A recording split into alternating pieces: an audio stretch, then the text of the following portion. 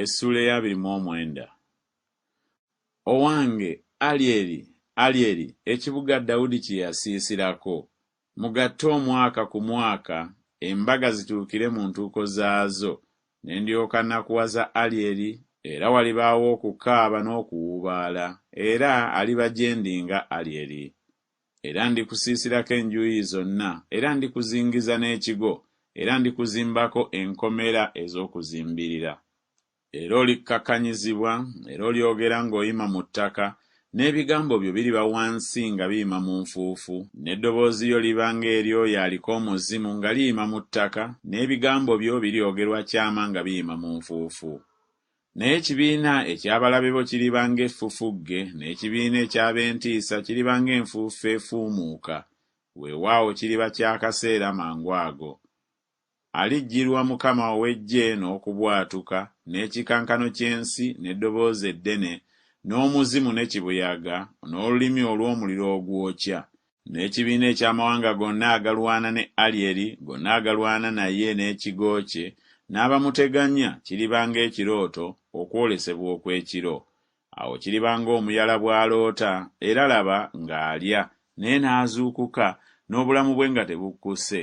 Oba ng'ow'ennyonta bw'aloota, era laba ng'anywa, naye n'azuukuka, era laba ng'azirika, n'obulamu bwe nga bwoya. Bwe kityo bwe kiriba ekibiina eky'amawanga gonna agalwana n'olusozi Sayuuni. Mulindirire, mwewuunye, mwesiimire ddala muzibe amaaso.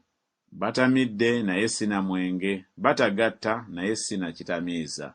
Kubanga Mukama afuse ku mmwe omwoyo ogw'otulo otungi, era azibye amaaso gammwe bannabbi, n'emitwe gyammwe abalaguzi agibisseeko. N'okwolesebwa kwonna kufuuse gye muli ng'ebigambo eby'omu kitabo ekissibwako akabonero, abantu kye bawa omuntu eyayigirizibwa nga boogera nti, soma kino nkwegayiridde, n'ayogera nti, siyinza, kubanga kissibwako akabonero.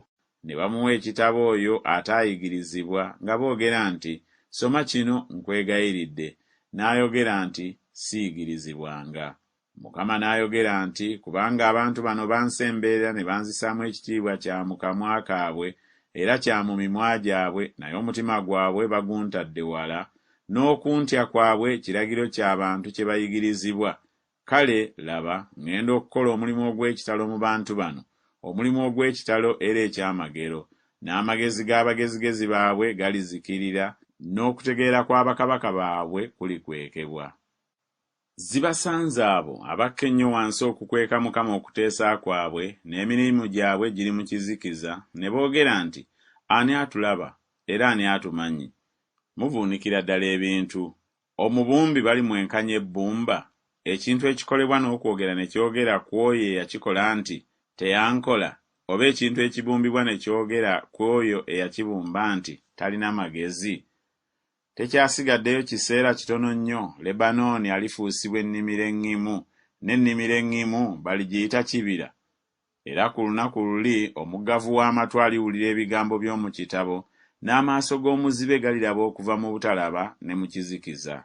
Era abawombeefu balyeyongera okusanyukira Mukama, n'abaavu mu bantu balisanyukira Omutukuvu owa Isirayiri. Kubanga ow'entiisa bamudibizza, n'omunyoomi akoma, n'abo bonna abalabirira obutali butuukirivu bazikiridde. Abafuula omuntu omusobya mu musango, ne bamutegera omutego anenya mu mulyango, ne bakyamya omutuukirivu n'ekitaliimu. Mukama yanunula Ibulayimu kyava ayogera ku nnyumba ya Yakobo nti, Yakobo talikwatibwa nsonyi n'akatono, so n'amaaso ge tegalikyuka bbala lyago. Naye bw'aliraba abaana be, omulimu ogw'engalo zange wakati mu ye, balitukuza erinnya lyange.